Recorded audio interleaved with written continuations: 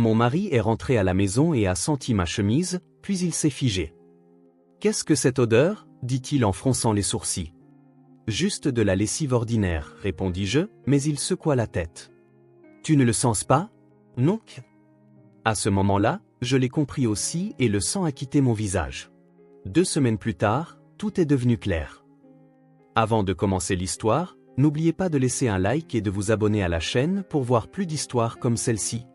Par un après-midi d'automne, une lumière chaude illuminait les fenêtres d'une maison blanche nichée dans un quartier résidentiel tranquille de Columbus, en Ohio.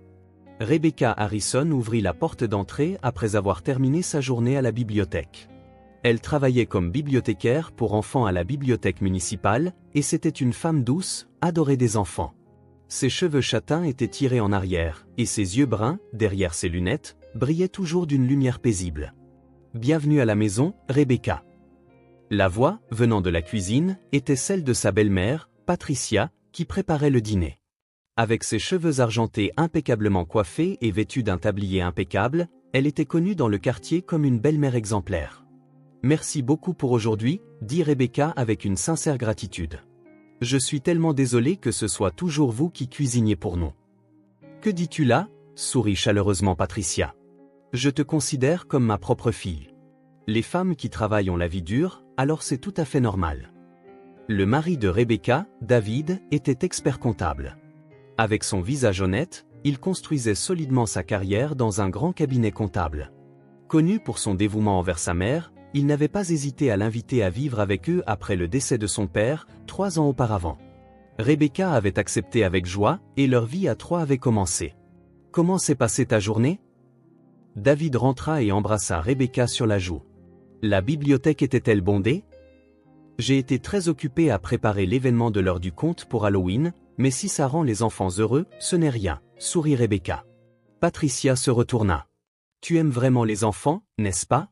Tu feras une mère merveilleuse. » Rebecca et David étaient mariés depuis 5 ans, mais n'avaient pas encore eu la chance d'avoir des enfants. Patricia ne leur mettait jamais la pression et veillait toujours sur eux avec bienveillance. Rebecca était sincèrement reconnaissante d'avoir une belle-mère aussi attentionnée. La conversation autour de la table du dîner entre les 3 était toujours harmonieuse. David parlait de son travail, Rebecca des événements à la bibliothèque, et Patricia de ses interactions avec les voisins. De l'extérieur, ils semblaient former une famille intergénérationnelle idéale. « Ma belle-mère est un ange », confia un jour Rebecca à une collègue. « Sa cuisine et sa lessive sont parfaites, et elle prend vraiment soin de nous. » Ses collègues étaient envieuses. « Quelle femme formidable ! La mienne se plaint de quelque chose tous les jours. » En effet, Patricia était la belle-mère parfaite. Elle se levait tôt pour préparer le petit déjeuner et confectionnait même le déjeuner de Rebecca. Elle s'occupait parfaitement du ménage et de la lessive et excellait dans l'entretien des relations de voisinage. Elle se consacrait également au bénévolat à l'église et était appréciée des membres de la communauté. Cependant, depuis peu, Rebecca avait commencé à ressentir un malaise concernant sa santé. Elle avait du mal à se lever le matin et souffrait de vertiges et de nausées persistants. Sa concentration n'était plus ce qu'elle était et elle se surprenait à avoir des moments d'absence plus fréquents au travail. Sa mémoire devenait également floue, et parfois, elle ne se souvenait plus de ce qu'elle avait fait la veille. « Allons à l'hôpital » dit Patricia, inquiète. « Je viendrai avec toi. » Les résultats des examens ne montrèrent aucune anomalie. Le médecin suggéra que cela pouvait être dû au stress et lui prescrivit des tranquillisants légers. « C'est peut-être le stress du travail » dit David en serrant sa femme dans ses bras. « Ne te surmène pas. Je prendrai soin de toi. »« Alors, ne t'inquiète pas. Je suis une ancienne infirmière, laisse-moi m'en occuper » s'offrit Patricia avec dévouement. Rebecca sentit les larmes lui monter aux yeux face à la gentillesse de sa belle-mère. Être si bien entourée, quelle chance elle avait. Ses problèmes de santé ne devaient être que temporaires. Tant que Patricia était à ses côtés, tout irait bien. Cette nuit-là, allongée dans son lit, Rebecca savourait son bonheur. Le lendemain matin, lorsque Rebecca se réveilla, Patricia était déjà dans la cuisine en train de préparer le petit déjeuner. En regardant l'horloge, il était 6h30. Comme d'habitude, sa belle-mère s'était levée avant tout le monde pour commencer les tâches ménagères. « Bonjour, Rebecca » se retourna Patricia avec un sourire chaleureux. « Comment te sens-tu ? As-tu bien dormi cette nuit ? » « Bonjour. Merci. Je crois que je me sens un peu mieux, répondit Rebecca, bien que sa tête soit encore embrumée. C'est une bonne chose. Je t'ai encore préparé ton déjeuner aujourd'hui. Il faut que tu manges des aliments nutritifs. Patricia préparait le déjeuner de Rebecca chaque matin, des sandwichs maison avec des salades de légumes colorés, et même des biscuits faits maison. Ses collègues disaient toujours avec envie, « Quelle belle-mère merveilleuse !» Belle maman, merci beaucoup, pour tout. Mais vous devez être bien occupée. Que dis-tu là? Patricia fit un geste de la main. Les femmes qui travaillent ont la vie dure. C'est tout à fait normal. D'ailleurs, je vais aussi faire la lessive. La lessive était également la responsabilité quotidienne de Patricia. Quand Rebecca rentrait à la maison, ses vêtements étaient toujours parfaitement lavés, et même repassés et suspendus. Ses chemises et chemisiers blancs, en particulier, étaient d'une blancheur et d'une beauté éclatante, comme s'ils sortaient du pressing. Quand elle arriva à la bibliothèque, sa collègue Sarah la regarda avec inquiétude. « Rebecca, tu as mauvaise mine ces derniers temps. Ça va? On dirait que tu as maigri, aussi. » « Oui, je ne me sens pas très bien, mais ma belle-mère s'occupe de moi, alors ça va. » « C'est bien, mais ne force pas trop. Hier, tu n'arrivais plus à te concentrer à un moment donné, n'est-ce pas? » En effet, dernièrement, elle avait de plus en plus de moments d'absence au travail. Parfois, pendant l'heure du conte avec les enfants, elle ne savait soudainement plus ce qu'elle lisait. Lorsque les usagers de la bibliothèque lui demandaient où se trouvaient certains livres, il lui arrivait de ne pas pouvoir répondre immédiatement. Même si elle travaillait dans cette bibliothèque depuis près de 20 ans, c'était parfois comme si elle visitait cet endroit pour la première fois. Pendant la pause déjeuner, en mangeant le repas qu'on lui avait préparé, Rebecca devint anxieuse. Se pourrait-il qu'il s'agisse d'une maladie grave? Mais les examens n'avaient rien révélé d'anormal. Le médecin avait dit que c'était probablement lié au stress. L'après-midi, ses vertiges s'aggravèrent. En rangeant des livres, elle fut soudain incapable de tenir debout et s'assit sur une chaise. « Rebecca, tu es sûre que ça va ?» Sarah se précipita vers elle. « Tu devrais peut-être rentrer plus tôt aujourd'hui ?»« Oui, je pense.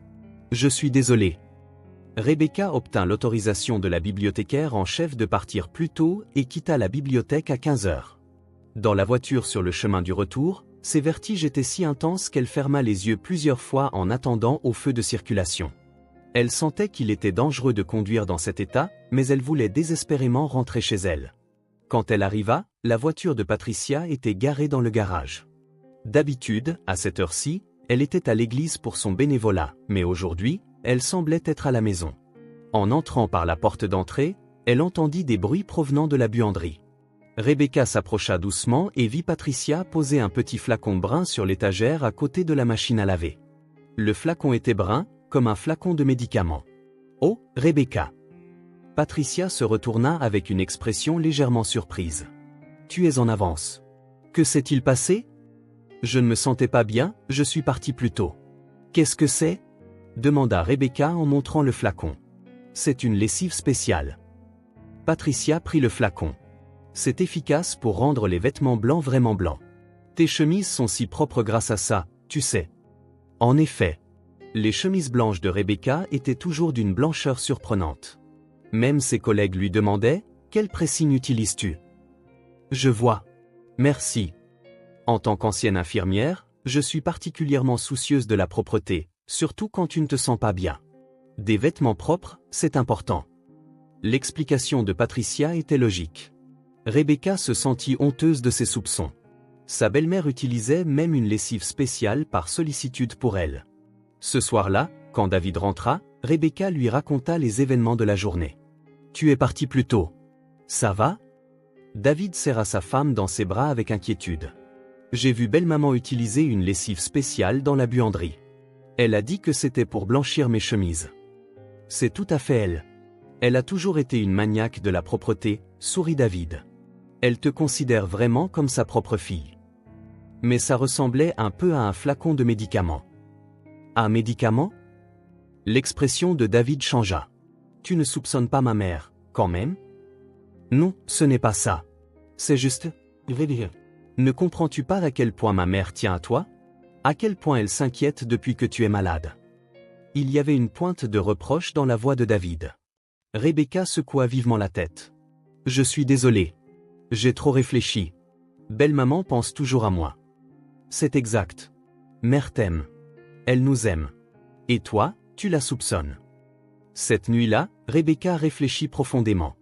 Elle repensa à tout ce que Patricia faisait pour elle. La cuisine quotidienne, la lessive, le ménage, l'accompagnement à l'hôpital. D'innombrables paroles de sollicitude. Quelle ingratitude de sa part de soupçonner une belle-mère si angélique.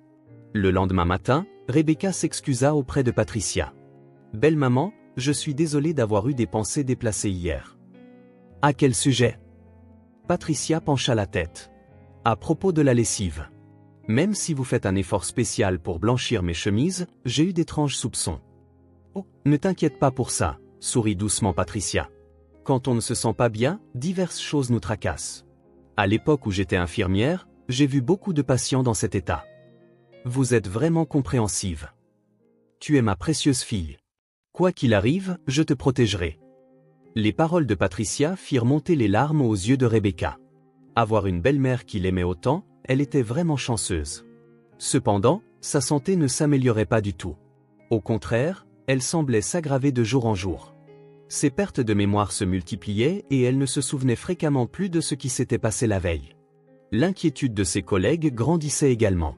« Rebecca, ne devrais-tu pas faire des examens approfondis à l'hôpital ?» dit Sarah. « Ce n'est pas normal que des problèmes de santé durent aussi longtemps.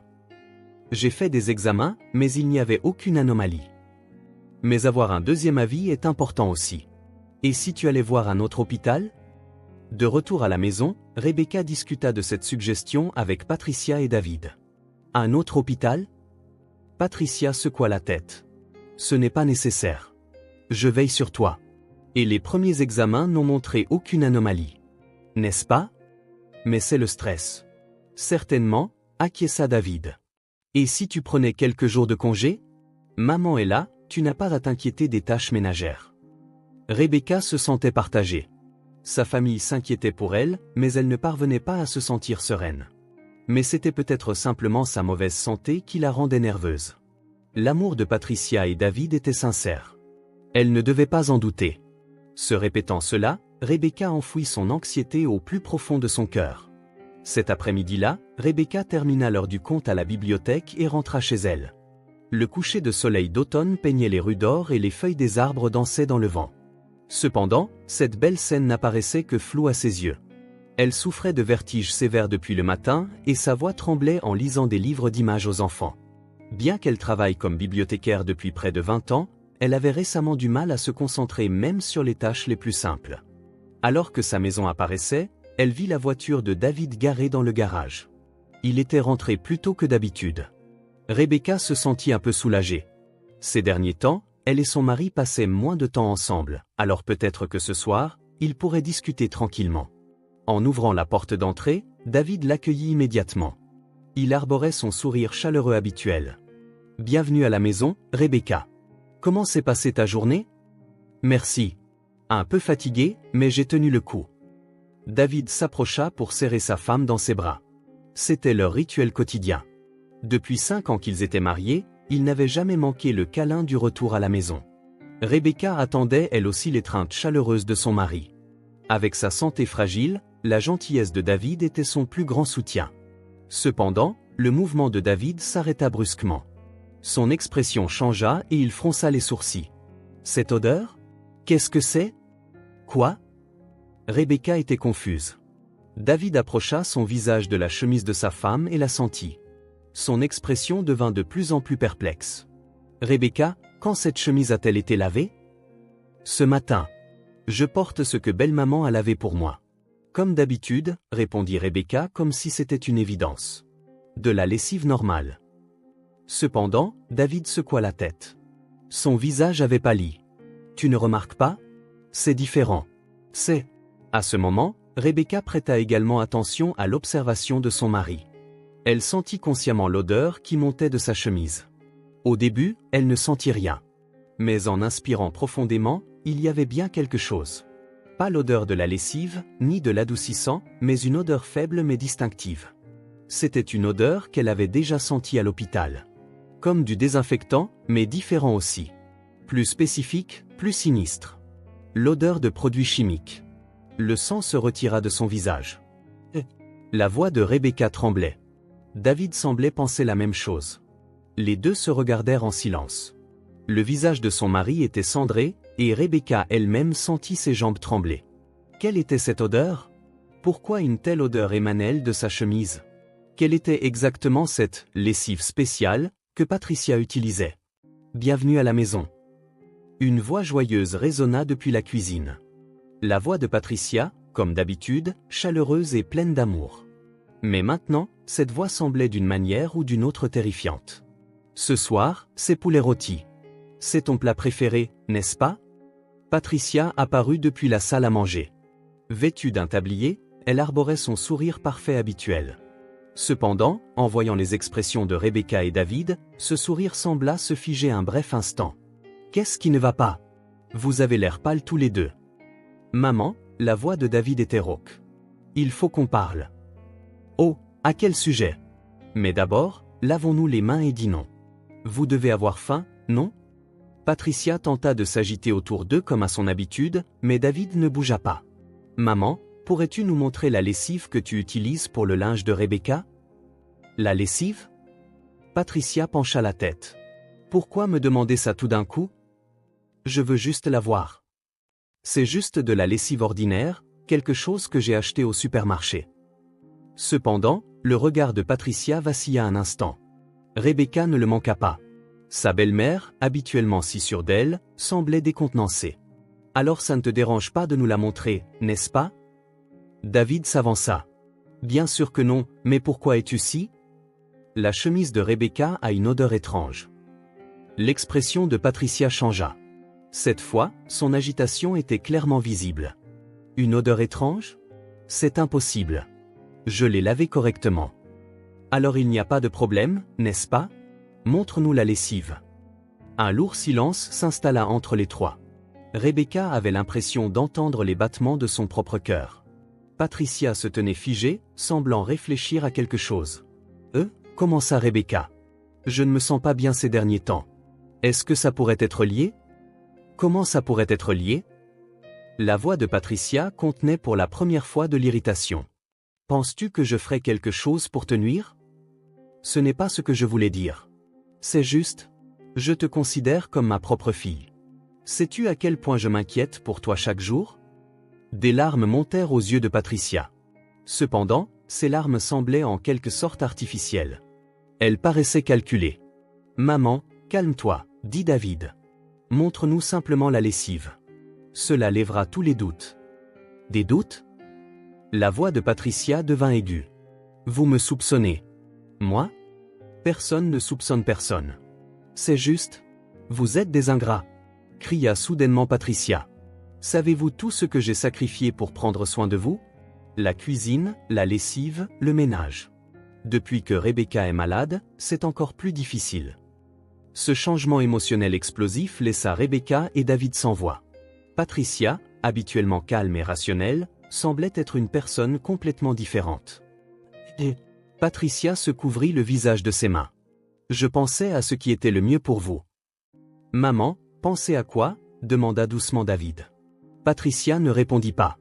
Elle jeta simplement un regard vers la buanderie. À cet instant, Rebecca et David se dirigèrent simultanément vers la buanderie. Attendez, cria Patricia, mais il était trop tard. En ouvrant l'étagère de la buanderie, ils virent plusieurs petits flacons inconnus alignés. Des flacons de médicaments bruns. Les étiquettes portaient des noms de produits pharmaceutiques. Rebecca prit l'un des flacons. En lisant l'étiquette, elle vit qu'il s'agissait d'un antipsychotique. Le nom d'un médicament connu pour ses effets secondaires puissants y était imprimé. Les mains de Rebecca tremblaient. David prit un autre flacon. Celui-ci était un anxiolytique, un médicament pouvant provoquer des troubles de la mémoire et de la conscience s'il était pris en grande quantité. Les deux se retournèrent. Patricia se tenait à l'entrée de la buanderie. Elle ne pleurait plus.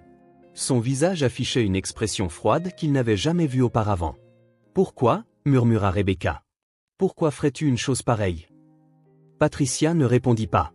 Elle les fixait simplement de ses yeux froids.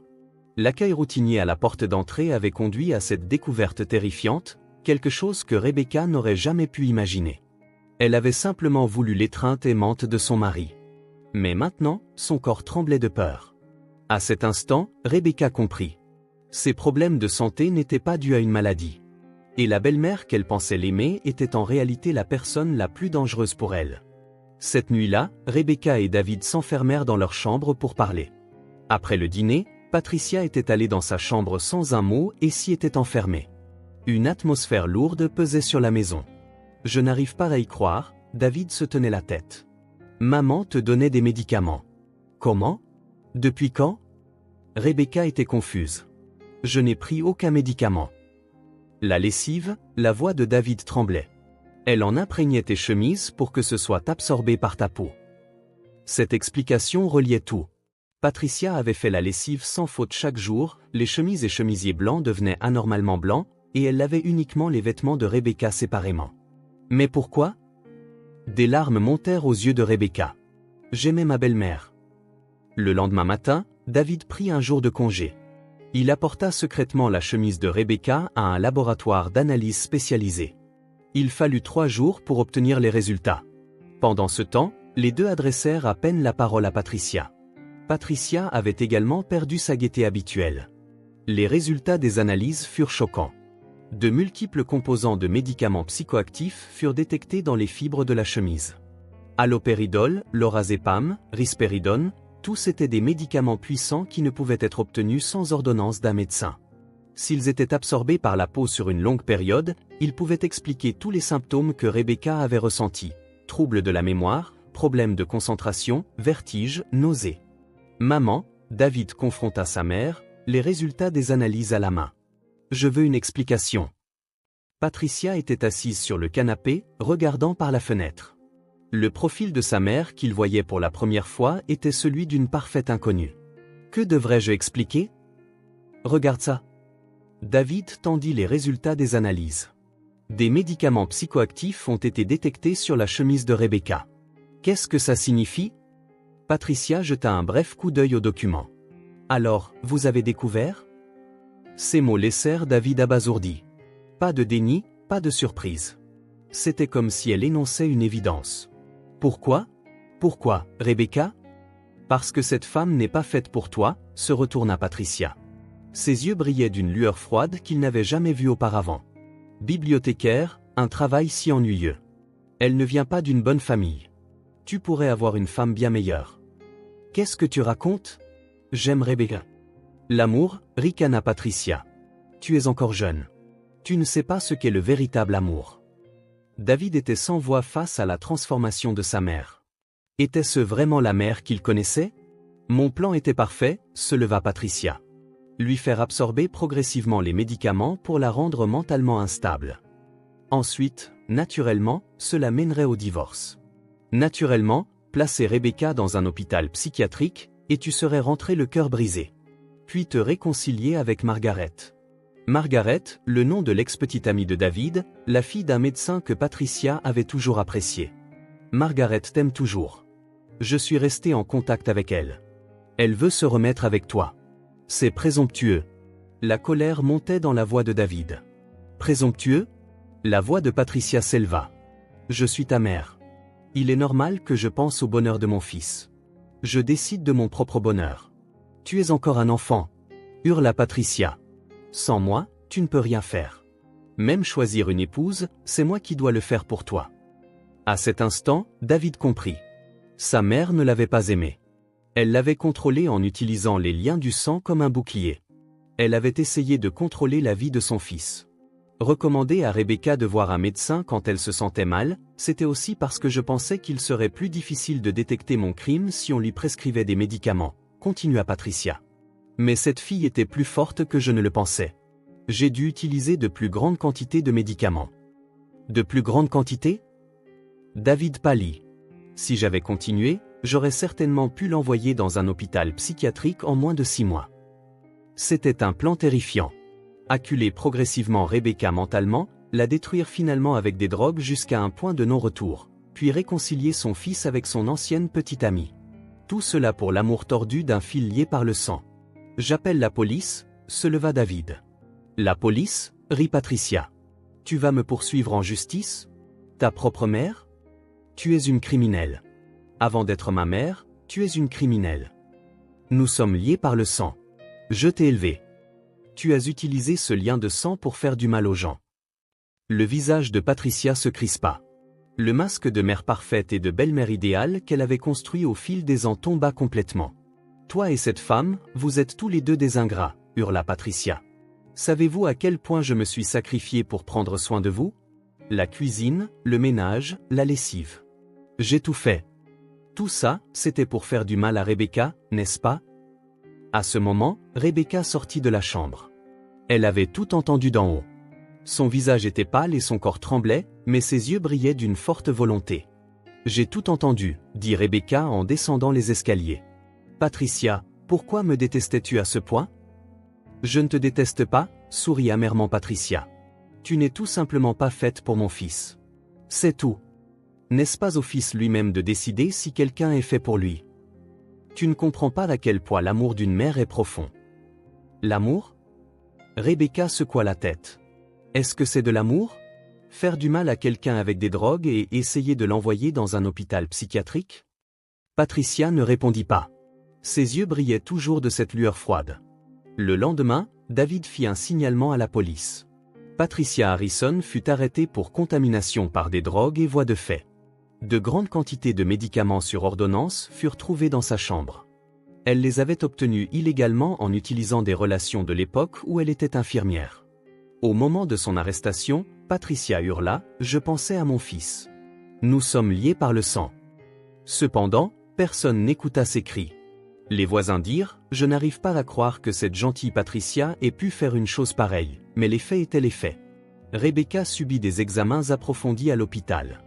Bien qu'il y ait eu des effets de la consommation de drogue à long terme, heureusement, ils étaient dans une fourchette réversible. Le médecin dit « Si cela avait été un peu plus tard, ça aurait été irréversible. » David serra fermement la main de sa femme. « Je suis désolé, Rebecca. Je n'ai pas soupçonné ma mère. »« Tu n'y es pour rien, » sourit Rebecca. « C'est naturel de faire confiance à sa mère. Mais je suis heureuse que nous ayons appris la vérité. » Les deux décidèrent de chercher une nouvelle maison. Ils ne pouvaient plus retourner dans cette maison. Elle contenait trop de mensonges et de trahisons.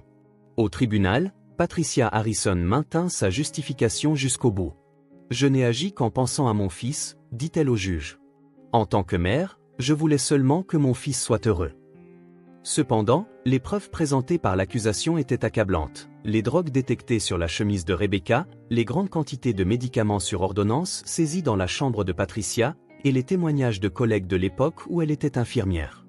Il fut également révélé que Patricia avait abusé de son autorité professionnelle pour obtenir illégalement des drogues.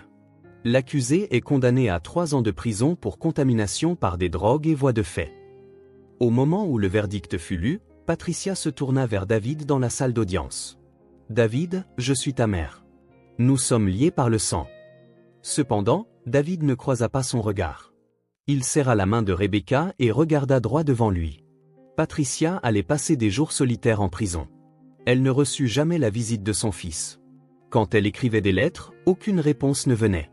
Pour avoir tenté de contrôler les gens en utilisant les liens du sang comme une arme, elle devint véritablement seule. Les voisins non plus ne purent cacher leur choc. Je n'arrive pas à croire que cette gentille Patricia empoisonnait sa belle-fille. Elle faisait toujours du bénévolat à l'église. Je pensais que c'était la belle-mère parfaite, mais quelle horreur! La réputation que Patricia avait bâtie pendant de nombreuses années en tant que mère idéale et belle-mère dévouée s'effondra du jour au lendemain. Les gens commencèrent à éviter même de mentionner son nom. Pendant ce temps, Rebecca et David commencèrent une vie à deux dans une nouvelle maison. Une petite maison individuelle dans la banlieue de Columbus. Un jeune cerisier fut planté dans le jardin. « Je me demande si de belles fleurs écloront au printemps prochain, » dit Rebecca, regardant le jardin depuis la fenêtre. « Elles écloront certainement. » David posa sa main sur l'épaule de sa femme. « En même temps que notre nouvelle vie. » La santé de Rebecca s'était complètement rétablie. Les effets des drogues s'estompèrent progressivement. Sa mémoire redevint claire et sa concentration revint. Elle pouvait de nouveau profiter de son travail à la bibliothèque comme avant. Pendant l'heure du conte pour les enfants, sa voix résonnait plus vive que jamais. « Mademoiselle Rebecca, quelle est l'histoire d'aujourd'hui » demandaient les enfants avec des yeux pétillants. « Aujourd'hui, c'est une histoire sur la vraie famille » sourit Rebecca. « Une histoire de familles unies par l'amour plutôt que par les liens du sang. » David aussi changea. Libéré de l'amour aveugle pour sa mère, sa relation avec sa femme devint plus égale et plus profonde. Les deux discutaient de tout et respectaient les opinions de l'autre. « Merci d'avoir cru en moi sans douter », dit David à sa femme un soir. « Merci de m'avoir choisi plutôt que ta mère », répondit Rebecca. Et 1 an plus tard. « Félicitations », dit le médecin avec un sourire. « Vous êtes enceinte de 12 semaines. Le bébé se développe bien. » Rebecca et David se tinrent la main et se réjouirent. L'enfant qu'ils avaient tant espéré était enfin en route. Apprenons à cet enfant le véritable amour. Rebecca posa sa main sur son ventre. L'importance des liens du cœur, pas des liens du sang. C'est vrai, David posa également sa main sur le ventre de sa femme. L'amour qui se respecte mutuellement, pas le contrôle. Le cerisier fleurit avec de magnifiques fleurs comme promis. Les pétales dansant dans le vent tapotaient doucement les fenêtres de la nouvelle maison. Rebecca et David avaient appris. La vraie famille n'est pas déterminée par les liens du sang. Elle est unie par des cœurs qui s'aiment, se respectent et se protègent. Et cet amour est quelque chose qui se choisit, qui ne se force pas. Patricia avait utilisé les mots « lien du sang » comme une arme pour tenter de contrôler son fils. Cependant, le véritable amour donne la liberté. Il n'enchaîne pas. Parce qu'elle n'avait pas compris la chose la plus importante, elle avait tout perdu. Les deux, bénis d'une nouvelle vie, se jurèrent d'offrir à cet enfant un foyer rempli d'une véritable affection. Ils enseigneraient la force et la beauté d'une famille choisie qui ne dépend pas des liens du sang. Dans le vent printanier qui dispersait les fleurs de cerisier, la nouvelle vie de Rebecca et David commençait. Ils comprirent profondément que l'amour obtenu en surmontant les difficultés était le plus grand trésor de la vie.